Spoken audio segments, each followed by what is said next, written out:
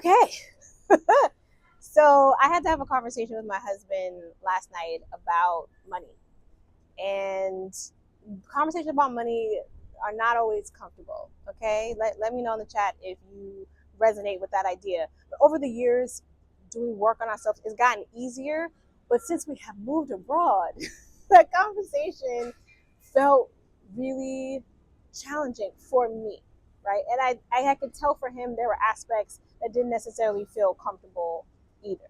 But we got through it, and I want to share that story with you all. Hopefully, this doesn't move too much. It's like Santa Ana winds out here, y'all. I'm having to like put my foot down, make sure that the tripod stays where it needs to stay. So hopefully, I don't get blown away. We're gonna make this work. But I want to talk to you guys about the conversation, but I also want to talk to you about how we have a conversation about money, how things have shifted for us and changed for the better with that, what we've done, and also go through our budget lines, right? Things that we have to think about when we talk about budgeting. For those of you who are watching who are thinking and dreaming and planning and maybe executing a move abroad with your family, with your spouse. And so yeah, last night my husband was in the kitchen cooking up dinner. I'm so grateful. I have hardly cooked since we've been here. It's like being married to a private chef. I love it. I hope it never changes. Um, I'm sure I'm gonna have to cook eventually, but I hope it never changes. But when I approached him in the kitchen, he was cooking. I was kind of sous chefing a little bit and mostly keeping him company. But I basically was like, I am finding that I'm feeling hesitant around spending money.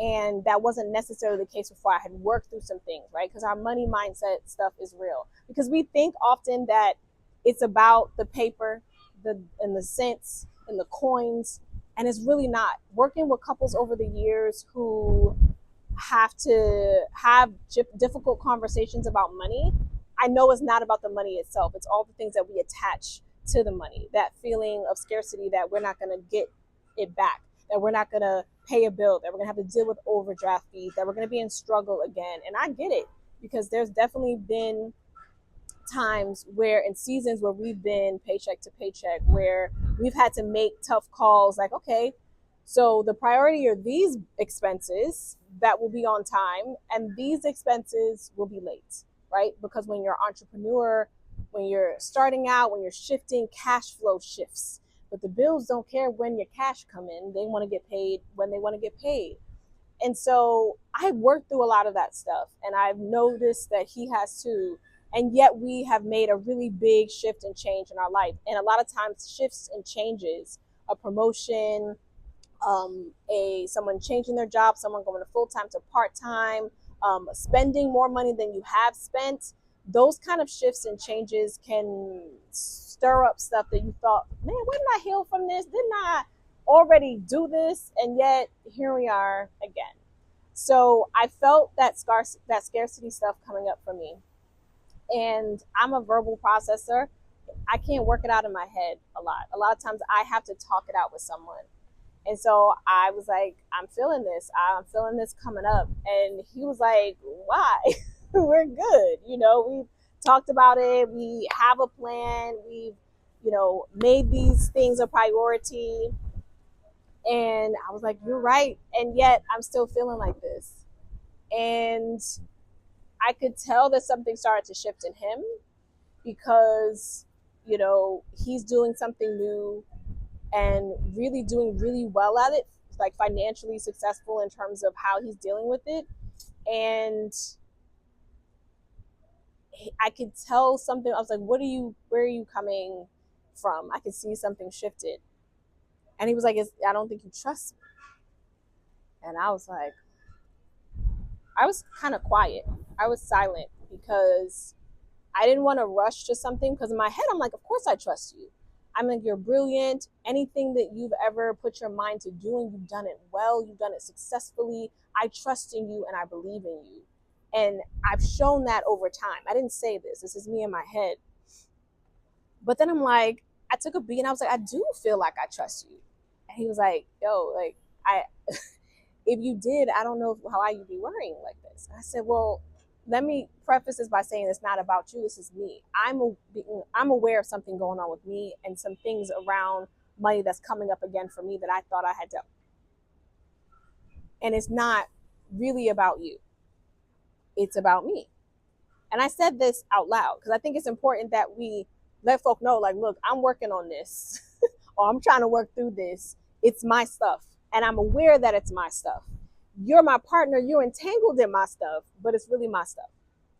But then I thought about it and I was like, I'm not consciously making this a trust issue, but perhaps unconsciously there is something about this that I'm not trusting in. And probably, like, obviously there's something in this that I'm not trusting in. I'm not trusting in our full plan. I'm not trusting in the abundance of it. And when it comes to you, I'm like, wait, I trust in you. So what is it? I think it's what you're doing.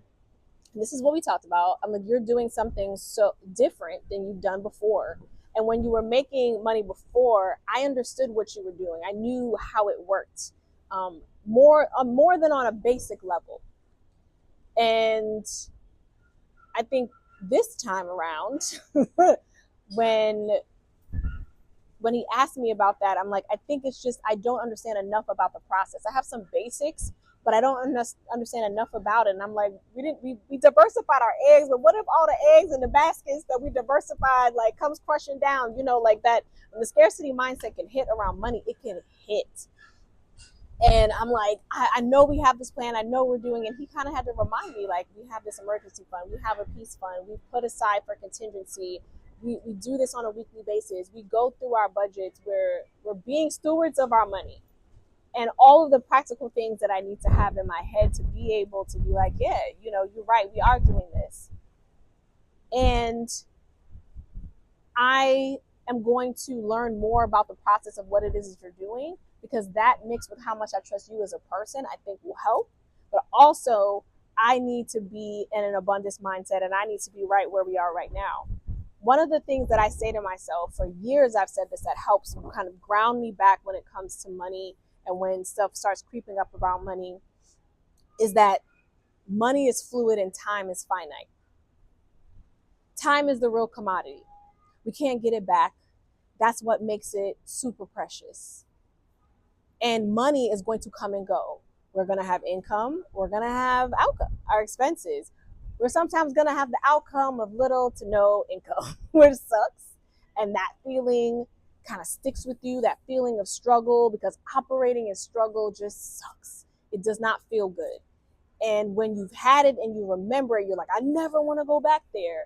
And moving, right? This shift, this change kind of reignited some of the stuff that I thought I had worked through around that in particular.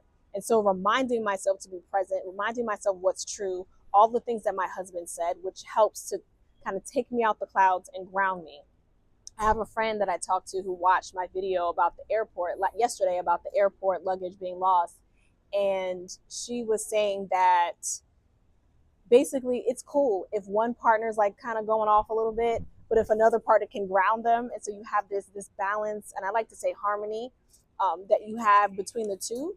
And just a couple weeks ago, I could see he was like in a state of like, you know, just thinking about the finances, and I was able to remind him of what's true to ground him. And now, look, I need him, and it helps me deal with some awareness about like what's going on in my head and what's real. But what was difficult about that conversation for me is that it felt very vulnerable. And what was challenging was that I could see that for him, in some ways, he felt like, and he told me this, like, because we talked about this too, taking it personally. Like, it was about him and taking it personally. So I would say, like, takeaways from our conversation. One of the things that we strive to do is, yes, we step into the vulnerability of having conversations about money, not because the money itself is an issue, but because talking about money can feel uncomfortable and vulnerable. And we remind ourselves not to take it personally, because it's really not about us.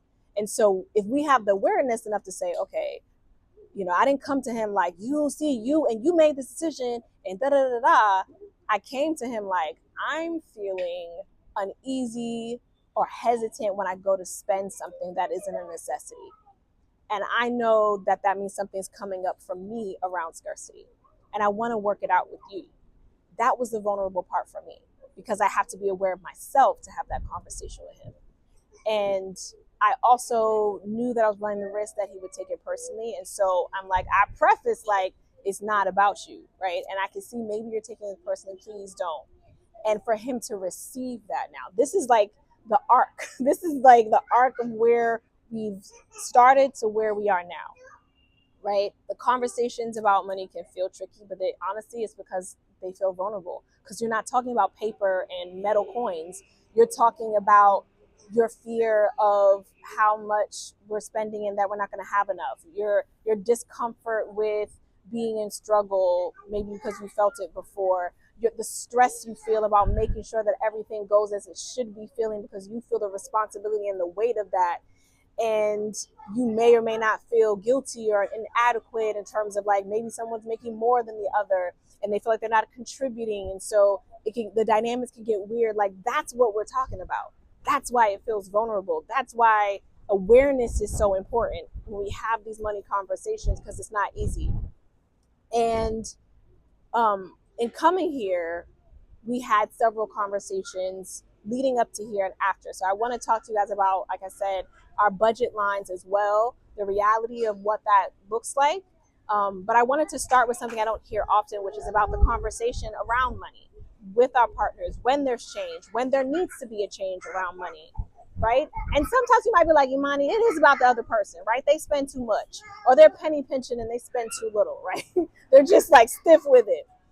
Well, to that, I would still say I want you to remember, I'd want you to consider, like I have to do for myself. So I come from no pedestal saying this. I come from like, I get it. Is that what is it about your partner spending what they spend that irks you? Is it your scarcity mentality or mindset? What is it about your partner being a penny pincher that frustrates you or annoys you? Is it that you want more abundance? You want more abundance. You want more things. You want to experience more things. You have a yearning that isn't being fulfilled, and their actions, it feels like that's taking that away from you. That's a different conversation because you have to be aware of that yearning, right, or of that mindset. And so I'm just saying, you might still be like, you might, but I'm just saying, this is something that I think we don't talk about often, and I don't see talked about here often when we talk about either making a big change like we did, moving and living abroad, and then that's how we approach the conversation. Um, that's how we approach many conversations about money, and it's not always easy, but it is necessary because you always spend money. Like until it changes, you're gonna always spend money. And our budget lines, right? So our budget lines look a little different here, obviously, than they did in the States. But I think one thing that I don't hear often is that there are expenses from the States that you bring here, that we brought here, right? So, for example, we have life insurance and IUL policies for all of us, indexed universal life insurance, which is awesome because it's like cash accumulation and also acts as a life insurance product. And so I'm not a financial person, right? Disclaimer, but look into it. We have that for ourselves. We've made that a priority over the years. We've sacrificed to make that a priority over the years. We also have a storage unit. Look, we have a few things, family heirlooms and just camping equipment. We have some things that we stored in the States, even though we sold a lot of stuff. Our house and just many of our things, there's still a storage unit. And a lot of families that I followed also have storage units that they have in the States. I do pray that one day we get rid of all of the stuff that's in there for the most part, and then a kind family member will be like, you can keep these family heirlooms at my house, and we can get rid of that expense. But right now we do have that expense. We have that. We also have nomadic travel health insurance, right? So if emergencies come up, things specifically for travelers and families who are traveling, we all have a health insurance policy as well. It's Safety Wing, right? I'm not gatekeeping. I'm also not like a sponsor or anything for them, but it is specifically for nomads, and a lot of content creators for travel specifically that really, really focus on the travel aspect. We'll talk to you about Safety Wing as well. And so we have that. We have, what else did we bring from the States? I feel like those are the major expenses that came over with us. And then you have the, oh no, wait, we kept a couple subscriptions. So Netflix, some of our AI subscriptions, Audible, those kinds of things. We also kind of, that came over with us as an expense. And then we have the expenses we have now. So we have rent. Now we don't have to do gas and water because that's included in our rent, which is great. We have um, electricity and internet that we still have to invest in as an expense. We have, obviously, we got to eat groceries and eating out, right? Those are expenses. We actually have a travel fund now and travel expenses because we want to travel, right? So we have to put in for travel. That's an expense that we put out and we put aside for. We have our kids' custodial investment accounts, and we have our emergency fund, contingency fund, as well as, like I said, our travel fund, and we also fund our trust. So we have those expenses. We have like education, activities and entertainment. So education, even though we're homeschooled, they're an outdoor school now. We do invest in that.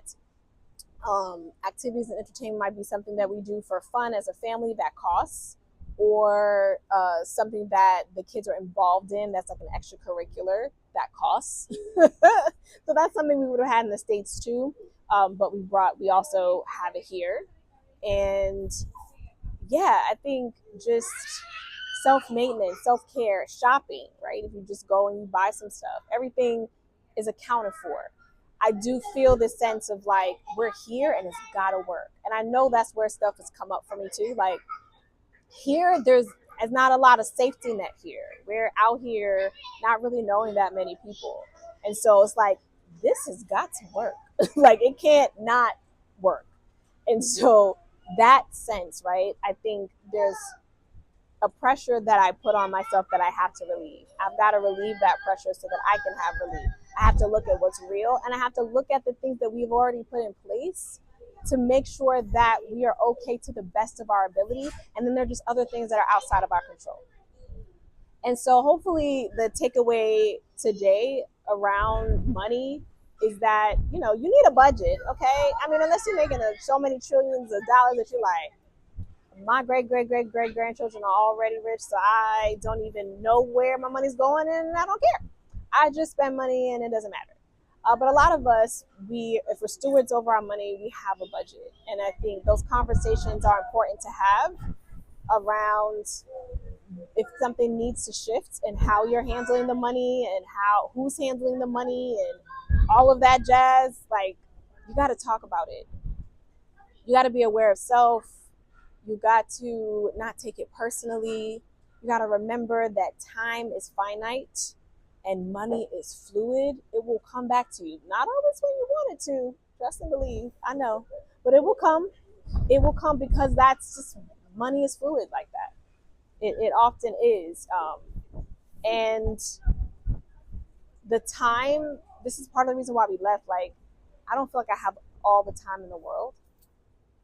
I don't know how much time I have. All I can control are the decisions that I make while I'm here. And I was tired of us kind of dreaming about this being a distant thing instead of saying, like, what can we do to actually make this happen? And that is something that anchors me, along with the why I talked about in the first video. But that's something that absolutely anchors me.